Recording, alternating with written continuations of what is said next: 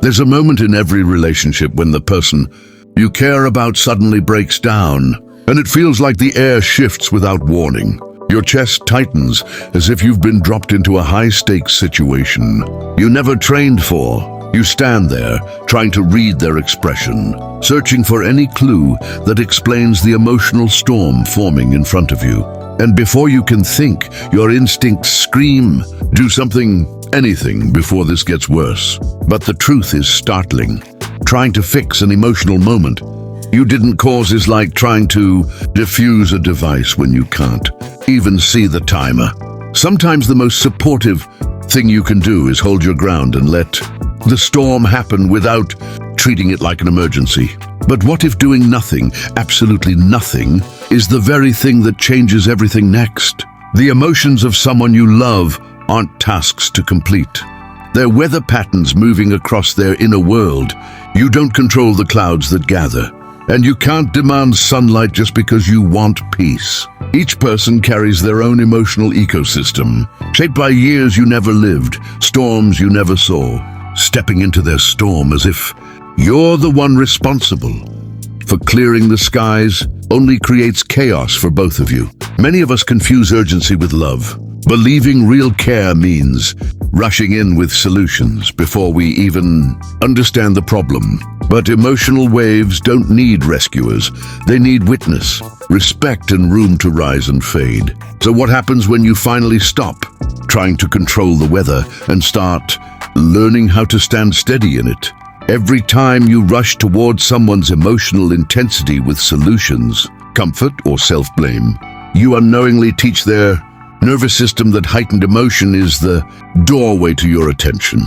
The brain is wired to repeat whatever creates connection, even if that connection comes through distress rather than peace. This isn't manipulation, it's the mind reaching for the fastest route to reassurance, shaped by patterns carved during childhood long before you showed up. When emotional spikes automatically summon your rescue response, the pattern strengthens like a well-worn neural trail through the forest of their psyche. Without meaning to, you become part of a loop, where emotion is no longer just expression. It becomes strategy, a subconscious mechanism for closeness. Breaking this loop requires recognizing that not all emotional intensity is about the present moment. Sometimes it's a reenactment of old pain, seeking old comfort. But the real question is, what happens when comfort stops arriving on cue and the pattern finally reveals its true shape? Not every emotional surge you witness is actually about you. Often, you're standing in the blast radius of a memory that hasn't healed. The nervous system doesn't care about chronology.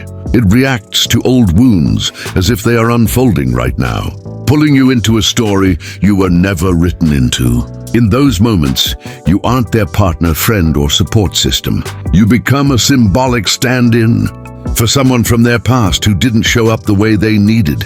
This projection happens quietly, almost invisibly, because the mind collapses time when pain feels familiar.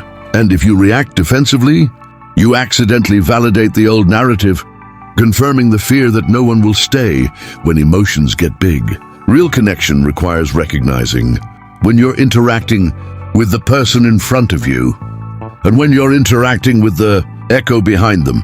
So the real challenge becomes this: how do you stay present without becoming a character in someone else's unresolved story? When someone you care about becomes emotionally overwhelmed, your body senses it first. A tightening, a shift, a subtle alarm that activates before your mind can interpret the moment. This is your survival wiring, tracing old patterns of conflict or chaos. You may have learned long before this relationship existed.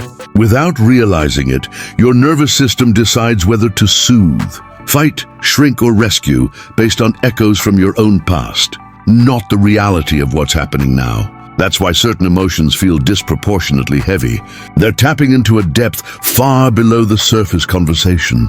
And if you respond automatically, you risk reenacting your own unconscious story instead of responding to the situation with clarity.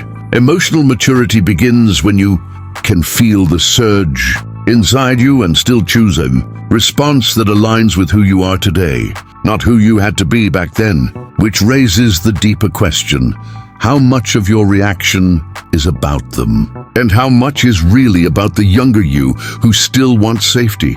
When you step in to manage someone else's emotions, you unknowingly create a psychological imbalance where one person overfunctions and the other retreats into emotional dependence. The more you take on, the less they learn to regulate themselves, not because they're incapable, but because your effort fills the space where their growth should happen. This dynamic forms quietly, through repeated moments where you absorb the tension and they release it, like a seesaw stuck in one direction.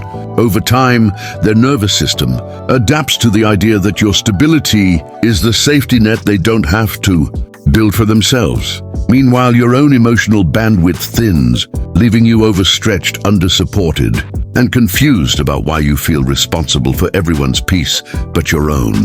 The truth is, emotional balance can't exist when one person becomes the regulator for both. It's a pattern that drains one partner and disables the other.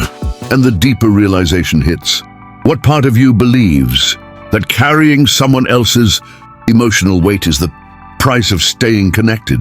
The impulse to fix someone's emotional pain feels like love, but at its core, it's often a survival strategy you learned when emotional tension felt dangerous. Somewhere in your history, peace became something you had to earn by managing the feelings of others, teaching your body that harmony is conditional and always your responsibility.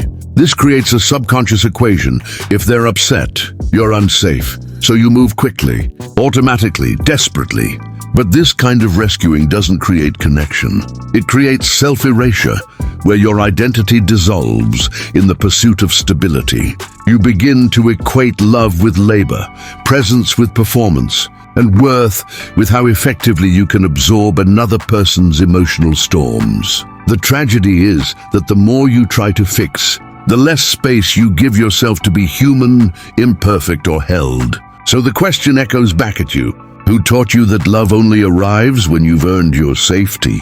True support doesn't come from solving someone else's emotional puzzle. It comes from holding space without getting pulled into the turbulence. Over time, the nervous system learns that emotional storms are survivable, that they don't require a rescuer to pass. You begin to realize that your calm is not indifference, but a form of emotional leadership, steady, unshakable, unreactive. Boundaries don't push them away. They give them the space to reclaim autonomy over their own interior life. The deeper truth emerges. What if the greatest gift you can offer is the permission to feel, without needing you to fix it? Some people grow up learning that drama equals attention, and calmness feels like neglect. So their nervous system seeks chaos as a form of connection. In these moments, the intensity isn't about you. It's a conditioned signal that the world is engaging at the expected frequency. Stepping in to manage every wave only reinforces the pattern, teaching the mind that external rescue is required to feel safe. You cannot fill a void that belongs to someone else. Attempting to do so erodes your own boundaries and energy. The paradox is painful. To truly help, you must stop helping in the habitual way, allowing natural regulation to occur. Emotional independence isn't coldness. It's the creation of a space where both people can feel without being consumed. So the question confronts you: how much of your energy are you giving to storms that were never yours to carry? The moment you stop absorbing emotions that aren't yours, a profound freedom opens, like stepping out of a storm you've been carrying for years. You can witness intensity without panic, offer presence without overextending, and create a stability that becomes magnetic rather than exhausting. Your partner or loved one begins to communicate through clarity, instead of emotional escalation, and real dialogue replaces performance. You stop mistaking calm boundaries for indifference and realize that emotional adulthood is about caring without collapsing. Two people managing their own inner weather creates a partnership that feels safe, expansive and alive, not reactive or conditional. Your life, energy, and growth are no longer hostage to waves you didn't create. You can pursue purpose while remaining compassionate. And the ultimate question remains, are you ready to reclaim your own emotional sovereignty and let connection thrive without sacrifice?